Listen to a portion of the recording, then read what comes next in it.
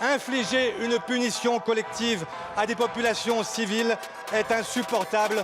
Chaque vie compte. En 5 mois, ce sont 30 000 Palestiniens qui ont été tués à Gaza. 30 000 vies brisées, 30 000 vies sacrifiées. Les enfants sont les premières victimes des pénuries, celles des hôpitaux, des médicaments, de l'énergie, de l'eau. Dans ce chaos, c'est la population civile qui en paie le prix. Et par notre silence, nous sommes complices.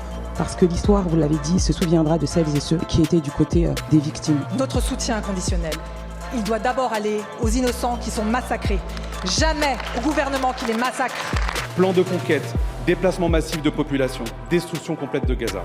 Ces mots, au XXIe siècle, sont inqualifiables. Gaza, asphyxié depuis des années, est devenu un piège. Je viens sur ce parvis des libertés et des droits de l'homme pour faire du symbole de cette place le cri de l'indignation, pour dire haut et fort que le gouvernement de Benyamin Netanyahou commet un génocide.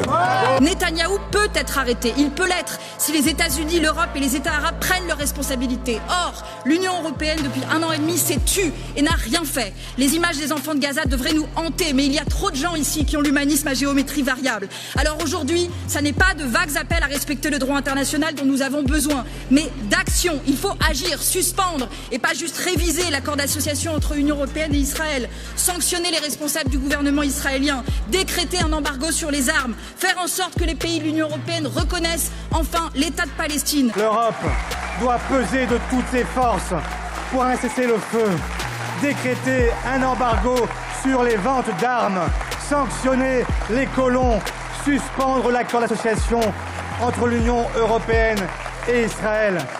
C'est notre position.